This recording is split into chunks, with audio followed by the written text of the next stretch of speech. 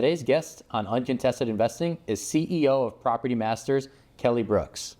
Kelly is a CEO that's put in the time and effort to get to where she is, and she's an inspiration for any investor in the industry. Some of the important topics that we discuss is the culture that Kelly has built during her time at Property Masters, and a reminder to always keep the customer first, no matter what line of work you're in. I think these segments that we have on this episode are very powerful too, so stay tuned for the Deal Breaker, Deal Maker, and the What's the Word segment.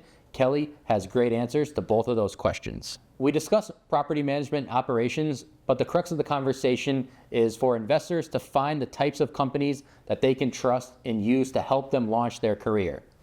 Sometimes these companies set you back. Sometimes these companies spring you forward. And what Kelly Brooks has created at Property Masters is a company that can spring investors forward. It's a reminder, no matter if it's a partner, a vendor, or your next property, research is paramount, so do your due diligence and make sure that no matter what, the next step is the right one for you as an investor.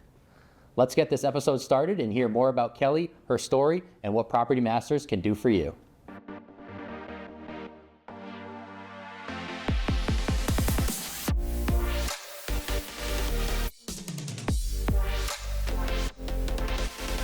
Welcome to this week's episode of Uncontested Investing. As I mentioned, we're pleased to be joined today by the CEO of Property Masters, Kelly Brooks. Kelly, thank you for fitting us into your schedule today. And where I start with every guest is how you got your start in the industry. So I actually got my start in an unceremonious way. I know everybody likes to think that they have a cool story, but I was in college working for a marketing firm. Actually, I was in marketing for the premier first kind of company that was doing video and web conferencing at the time. And I really just was not happy doing it. I just bought my first house. It was my second year of college, and I quit. I did not like the environment. It was very catty, and probably, I hope none of these people are going to say this now, but it's the truth. And that kind of helped me be who I wanted to be, the leader today, was that experience. So it's not something I would encourage anybody to do, but I'd had it with not recognizing individual accomplishments and like the leaders always taking all of the credit. So I just walked out and I was like, how am I going to pay for this house? House, first mortgage, in college. And right around that time, my best friend from middle school called me and he's like, hey, I just got the Fannie Mae contract. It was the first time that they started their SAM program, which was like the National Vendor Network. We're going to be doing all the renovations in the Metro Atlanta area. I need help. At that time, like Fannie Mae was figuring out how to put this network together. And this is 2004, like not to date myself here, but it was year 7. We all know the housing crisis wasn't until 2008. So, I mean, like ground floor. So, I mean, that was pretty much it. I mean, I came in and started running the operations, and we kind of built our foundation and the processes. And then obviously we're kind of in on the ground floor with all of the madness. Started working with other servicers, pretty much like kind of cornered the GSE market on doing the renovations on defaults and disposition. And then boom, 2008. And we kind of had the opportunity to grow organically from there.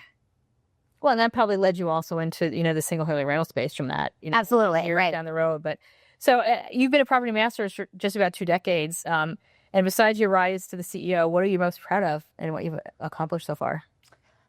Well, I mean, my kids.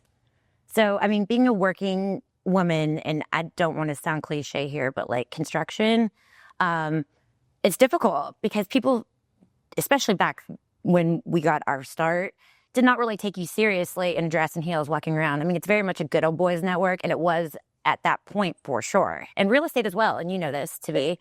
So I try not to like beat the woman in construction drum or women in SFR drum, but it was a struggle. And then also being a mother and raising my children and having my children when I'm trying to build this business, and you have to travel, you have to be present, but you have to be present at home too. So trying to grow the culture of my company and the culture of my family at the same time has been a challenge, but it's something I'm really proud of. Yeah. That segues perfectly into our next question. As a host, I love a good segue. You started with 3 employees at Property Masters. You're now well into the triple digits at 150. What adjustments have you had to make to your work style, your lifestyle, as you've moved to CEO? And what challenges come with expansion from your experience? I mean, to be honest with you, I've made none.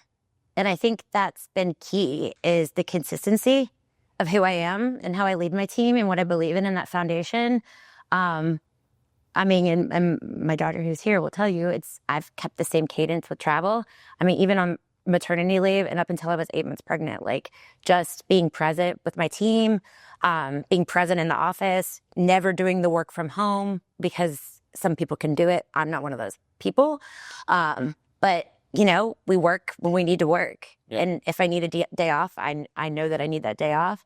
But I think having that consistency and showing up and being the same person that you were from day one is really important, especially for my, people that work for me. I mean, most of my managers, I mean, knock on wood, but a lot of them have been with me since day one. My CFO has been with me 18 years.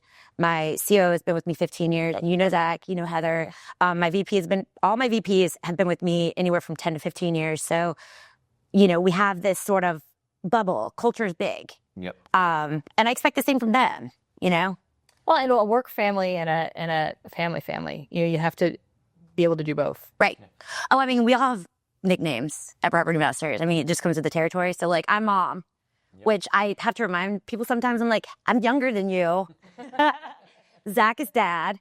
Our CFO is Aunt Karen, the bean counter. She always ruins all the fun. Those darn CFOs, yeah. Team members. Yes. So, I mean, we are family. Yep. No, that's important. I appreciate that answer because a lot of times, investors specifically, they might think they get in this industry, they have to reinvent the wheel, do something different, be a trailblazer, when consistency can win the day, and showing up with your authentic self is still important. Yes. I mean, there's ways to innovate, but I don't think it's changing who you are. Exactly, yeah. So what services at Property Masters do you excel in? So our bread and butter and who we are, I mean, is cradle-to-grave renovations. We like to think of ourselves as our clients, whether you're on the default side or single family, any size institutional investor down to mom and pop investor. We are your JV partner out in the field. We want you to imagine that we're in business on this deal. If you have one house or 1,000 houses or 10,000 houses, but we're just not taking any skin in the game from profit. We're going to go out there and approach this home as if it was our investment. And we scrape together money to buy this house. And what would we do to it to fit your strategy? Whether that's turn a profit, whether that's get ahead in the bed. So that's really our niche is, full service renovations. My team of estimators across our footprint are salaried, incentivized in different ways based on who the client is. And, their sole goal is to meet the client's strategy and the client's expectations. So they go out and bid the property, run the job, assign the crews, put that together. I mean, obviously we're licensed in all of our markets, and make sure the client's happy with the final product. So be it a turn, paint, carpet, appliances, or we are literally like the house is falling off a mountain and we're scrapping it and rebuilding it. We do it all. Yeah. And I think for our investor audience, that's about the best answer that they can hear when they're trying to determine who a partner should be on the property management side, such as Property Masters. So, well, and you want a partner, especially for the smaller investors. They're when they're new at this and they're making their first or second acquisition into their portfolio, their concern is, how do I make this work and be profitable? Right. And you need a partner who has the same goal as you, and it's not necessarily to rocket your profit, but to grow the business so they keep coming back to you. Exactly. And we're not out there like grabbing at every client. I mean, that's not who we are. It's got to be a symbiotic relationship because we're going to put an investment up front into learning your expectations, learning your processes, taking your price list or your product specs or whatever it is and putting it in our system, training our entire team on that. So if we know off the bat that like the pricing isn't going to work or the process isn't going to work or we just don't jive, we're not just, I mean, it's not going to be for us. So we vet the client just like they should vet us. So Kelly, thank you. We're off to a great start to this episode, as I knew we would be. We're going to continue this conversation about Property Masters, your work there, property management operations. To our Uncontested Investing audience, stay tuned. We're going to take our first break. We'll be right back with Deal Breaker, Deal Maker. REI Inc. is the premier monthly publication for real estate investors. Dive into a wealth of expert insight and strategies from industry leaders and gain valuable regional market insights, ensuring you always have the best information at your fingertips. Visit rei-ink.com to elevate your real estate investment game today. Welcome back to this week's episode of Uncontested Investing. We're joined today by CEO of Property Masters, Kelly Brooks. And Kelly, let's get right to it. Our first segment of the episode is Deal Breaker, Deal Maker. For our guests, we like to ask them, is there a turning point, a launching pad, maybe even a light bulb moment, some point in your career that has allowed you the success and, where you are today and what you've accomplished in the industry?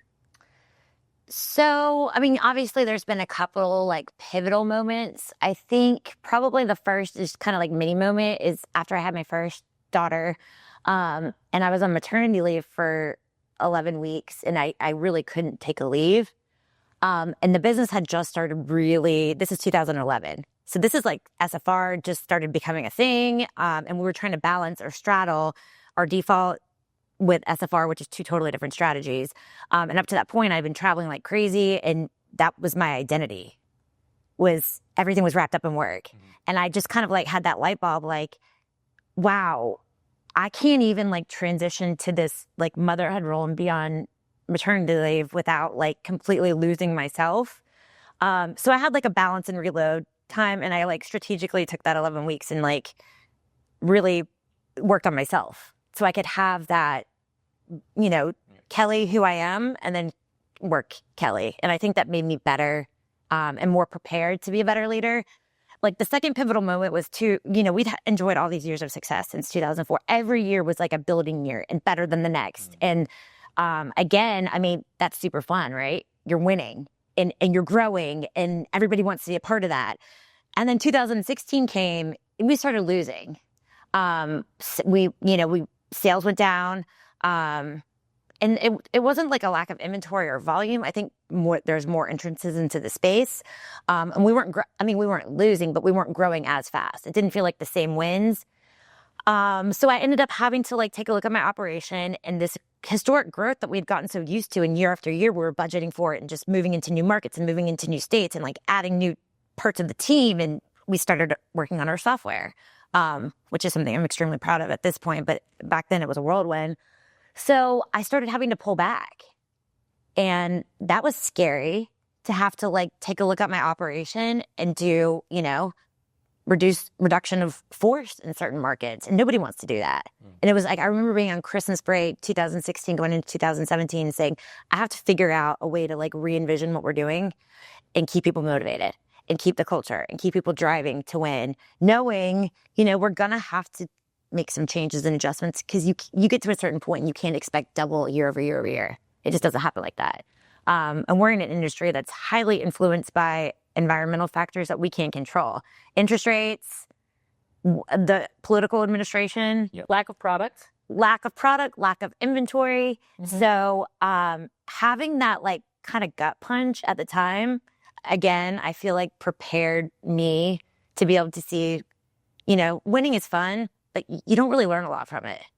You really learn in times of yes, exactly, despair. Yep. So what are some of the best practices you learned from that and for creating and maintaining preventive maintenance schedules? So I would say, as far as best practices, I don't know that I learned any really best practices from that, other than making sure that, we're growing cautiously, and being prepared. Always have a plan B, right? Always expect, I don't want to say that because I'm a super positive person and, I live on a high vibration, but plan for the worst, because essentially some stuff can happen to you that's outside of your control. So always having a plan B, and we break that down on the project level. You might have a job schedule, but things aren't always going to go as planned. The cruise truck can break down. There could be a tornado. There could be weather. You never know. We're preparing for the tariffs and the implications we're going to have from that now. Even though our pricing hasn't changed in a lot of our products, we know it's going to. We know the price of lumber is going to go up. We know our paint prices are going to increase. So we're preparing for that now ahead of time. So speaking of Property Masters specifically, when we talk about the core responsibilities of maintenance and renovations, What are some of the core ones, and how do they differ between commercial and residential properties? The core responsibilities? Yes. I mean, it's pretty much the same, I mean, everybody, when they get any sort of renovation done, it doesn't matter who you are. If you're a homeowner or investor or you own a commercial property, you want it done right, you want it done fast, and you want it done cheap. I always tell people to pick two. But we tell people we do all three because we do better than anybody. But, I mean, our core responsibility is to figure out exactly what our clients are looking for and deliver, and do it on time and do it on budget. So we put a lot into our QC process. I mean, I think we probably have a more robust, just because we have boots on the ground in all of our markets that are salaried. And then we have a second level that is leadership, our vendor team, and our training team. So we touch on a given quarter 40% to 60% of all of our properties. If we're teetering towards the 40%, we have a contract with Inspectify, and we send them out to do like their own ground truth.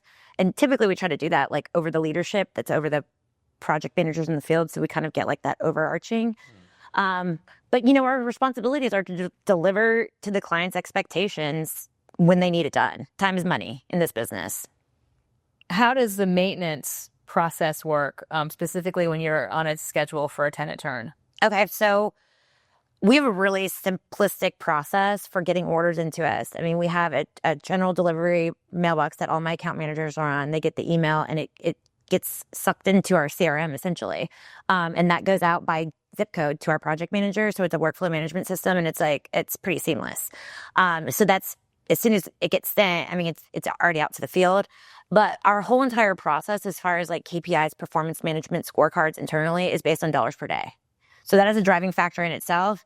I mean, that's how we celebrate, motivate, and reward everybody on the operations side. So that's a highly intense motivator. I mean, it's how you're promoted, it's your scorecard, it's how you're incentivized, is that dollars per day. So that's really like, it helps us drive that. Obviously, you have to have the quality piece because that's who we are, that's our standard.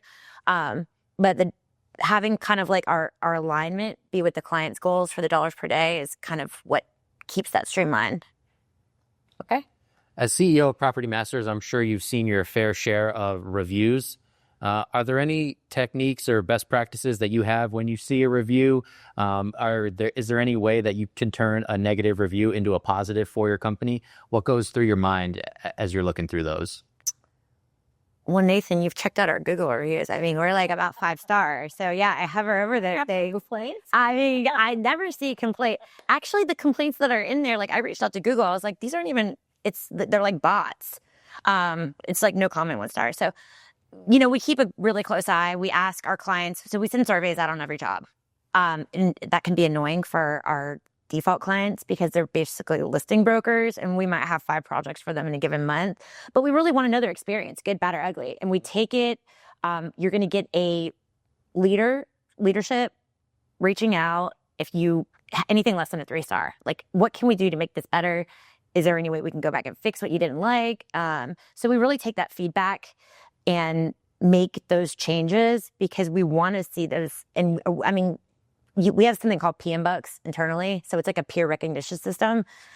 So if you get positive client feedback, that's automatically 5 PM Bucks. And then HR sends that out to it's a company blast. And oftentimes people chime in and they're like, I want to give everybody gets $10 a quarter to hand out.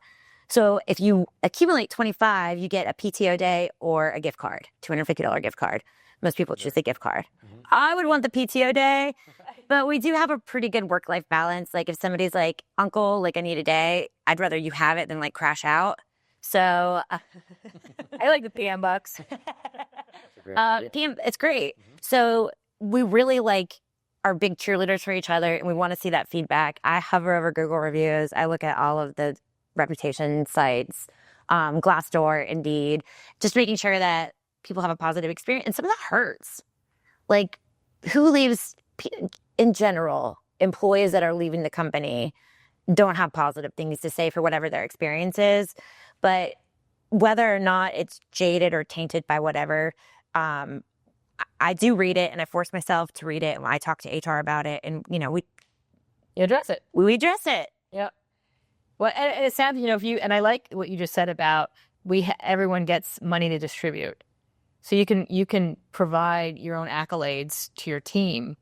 And people can reward each other. Yeah, I mean, but that's huge. Right. Because someone may have done something that they were unaware that it was observed by somebody else. And all of a sudden they get a pat on the back for it. Yeah. And that's kind of a nice surprise. They weren't expecting it. And it's a great camaraderie. And I see so little, right? I mean, I hardly ever get escalations at this point, which is a lot to say in construction. I mean, people expect you to do a good job. Yeah. And when they're unhappy with one aspect of it, you're going to hear about it. I mean, I'm that way with my own contractors in my house. I mean, if one paint line is off, I mean, I'm going to make them come back, right? It's just, I would not want to work on your house. you win it. I mean, it's like a pen. You pick it up and you expect it to write. You expect your job to be done like you want it done, but we're managing different levels of expectations. So, I mean, you have the client, whoever paid for the house, the property manager in some aspects, the listing broker. So we got to tie that all into one neat package. But I don't see what these interactions with these team members, the account manager and the project manager, or our purchasing team and what they're doing for my project managers. So to see those like bucks flying and get exchanged, and we have our superlatives, we have our big summit coming up, our offsite. This year we're doing it at Wild Dunes. Last year was St. Pete Beach, but we have our like glitzy Green Diamond Awards, and it's peer vote for, the diamond in the rough or the leadership award. And so seeing them all like kind of pool together and vote for these people that fit into these categories is really cool. That's cool. Yeah. That's cool. It is cool. Have you ever received one from your team? I actually I don't let myself do it. Like I don't let my CFO was going through all the awards with me last week actually, because we had it coming up May 6th. So I got the motivator. Like I had the most votes for it, which is really cool. I mean, obviously, if I was going to win any of them, it would be that one. And they know I'm not going to let myself get that award, but it was nice to hear it. It was nice to hear it. Yeah, You can keep the PM bucks. I don't get PM bucks, and I also don't just get 10. So a lot of times, like if somebody does something really cool and somebody gives them 3 of their bucks, I'll match. I'm like, I'm going to throw 3 on that too. Me and Zach have unlimited. Nice. Yeah. Always seen. And unlimited money is fantastic. I know. The only time in my life, right? Especially with her around. For those who don't know, her daughter's in the end of her neighborhood reporting, so it's kind of exciting. So Kelly, as we speak directly to the investor with this question, what are some key factors that they should be looking at when they're trying to pick a reliable contractor or vendor to complete any work on their property? Well, I mean, I think first you need to look at longevity of the business, right? I mean, there's a lot of fly-by-nights. This is a big space that's got a lot of attention. And there's a lot of companies that pop in and try to take advantage of the action. And those are the ones that, don't last, don't make it. And then you have an investor that's left holding the bag. And then you need to look and make sure that they're licensed, insured, bonded. And I'm not just talking about the GC license. You have to be registered in every municipality or you cannot pull permits. Look at their reputation. Speak to other companies like you that they work with. Ask what their standards are. What do they stand for? See what their culture is. Because at the end of the day, obviously, we all want to get things done, quality, if you're in this space and you care about your business, fast, and for a good price. But what's actually really behind that? Know who you're hiring to do the work. Yeah. It's important because we talk a lot about investors vetting deals and the properties that they're looking to purchase and add to their portfolio. They should have that same mindset and do the same due diligence when it's a vendor or a contractor. And, in this space, the predominant investor is a mom and pop investor. So if, they give a down payment to a fly-by-night contractor, they don't have the bandwidth to do it again because they've either not bought the right product or walked off with the entire. Yeah, if I had $1 for every time that we've had to, and I don't say bail somebody out because we truly it's an opportunity for us to help somebody out of a bad situation. But if I had $1 for every time we've had to educate investors and your mom and pop investors and, even, institutional investors getting into these messes, I would be a billionaire. But maybe that's an exaggeration. But yeah. But it would crush the smaller investor. If they don't have the bandwidth or enough of their portfolio to sustain that type of loss, and then have to come up with the money again to just do what they thought they were getting, or to fix it because it wasn't done the right way. Or we're walking into these homes and we're like, why, who advised you that this was even a good investment for you to buy this house? Like what you're going to need to put into this to make it, warm, safe, dry, the bare minimum. Like I call that HUD standard, warm, safe, dry, is more than the house is even worth. Like, who advised you on this? Like, so we'll just try to help them come up with a plan. Like, okay, what do you have? Or how can we help you? Find ways to say yes. Yeah. Even if it's like just drilling down to or working out some sort of payments situation. But I feel like that's really why we've been in this business so long, is because we really actually care. Well, they're going to come back the second time. Right. And that's the growth factor, but it's also your commitment to the space, your reputation, and your desire to do the right thing. Right. And that's really where people, I think, and that's when we've talked many times about finding the right partners in the space. Yes. And it's critical that it's the trust. It's like you find a doctor that you like, you never let him go. Right. You find a contractor. That's the only reason people don't want to move. They're like, oh my gosh, I got to find a new doctor. Yeah, but it is. But you find those valuable assets to your life. Or to your business, and you won't leave them. So I tell my team 2 things. And if you do these 2 things, it's the same thing I tell my kids. You will be successful. It might not happen right away, but ultimately, do what you say you're going to do. And the golden rule, treat people like you want to be treated. If you live your life and lead your business and raise your family that way, things are going to work out. Just be a good person. And by doing those 2 things, that's being a good person. And one of the most rewarding parts about hosting this podcast and shedding light on these topics is when we are able to connect investors with a company such as yours, and a person like you, where it's like you have the investors' best interest in mind. So being able to spotlight your company and give the investors an outlet is important work that Suzanne and I do. Was it working with me? What? I included you. I included you.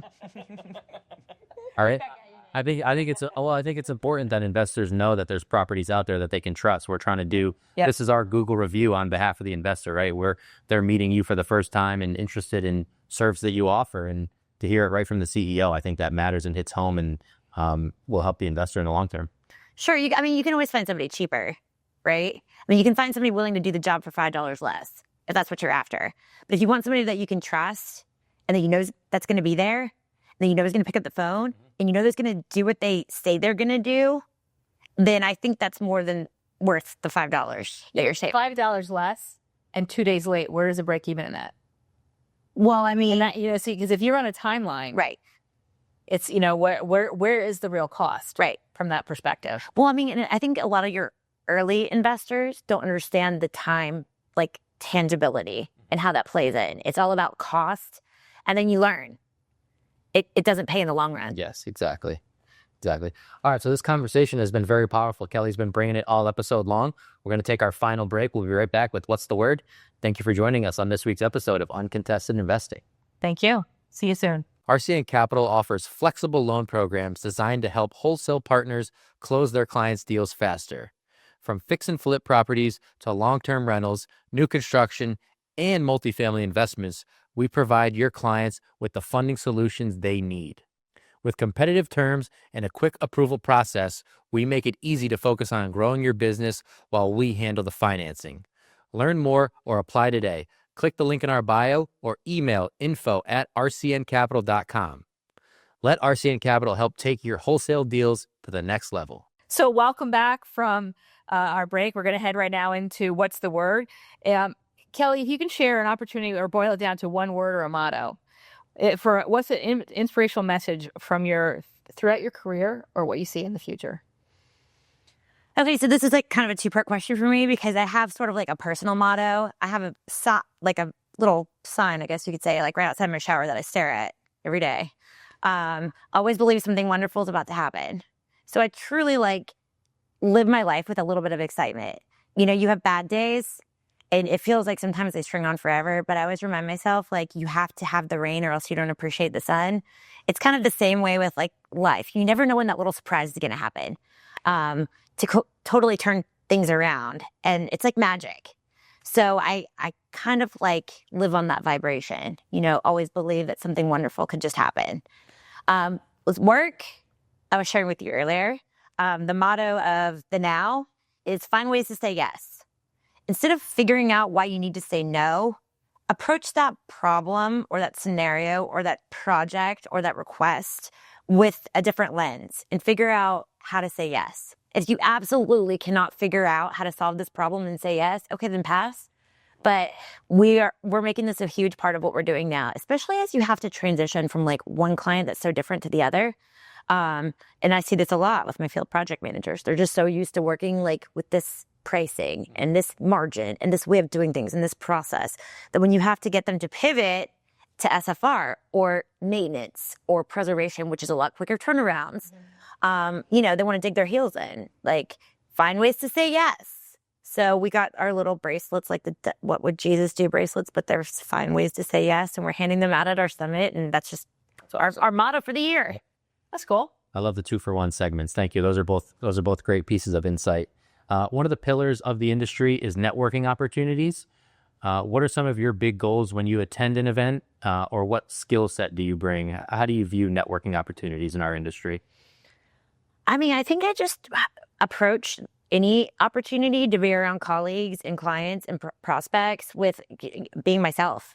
I am who I say I am. I'm never going to waver from that. Who I am here is how I show up to the office, is how I show up to my family, is how I show up to my friends. So, I mean, I always have an agenda. Yeah. I know exactly, what I'm going to be doing at any given point through the 3 days that I'm here. And it's like that. You need a plan. I'm a creature of habit. I'm OC, the 3-letter word. I don't think you can be in this business without being a little type A. But at the same time, you have to be flexible. So I know who I need to talk to. I know who I need to meet with. Keep having a schedule and having a plan is paramount, right? You know who you want to talk to. You know who you need to meet up with. And leave some time to be flexible and enjoy yourself.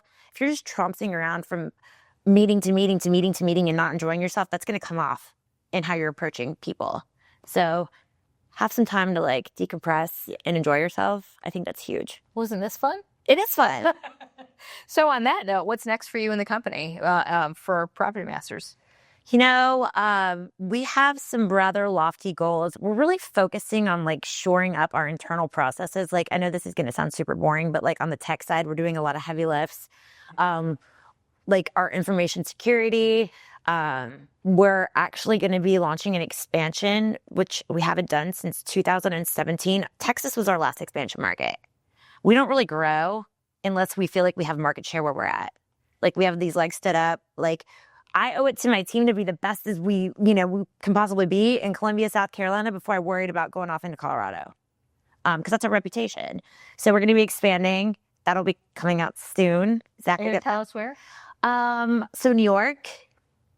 Interesting. And, when we expand, we don't just say this is where we're going to go. It's because our clients are asking us to. Yeah.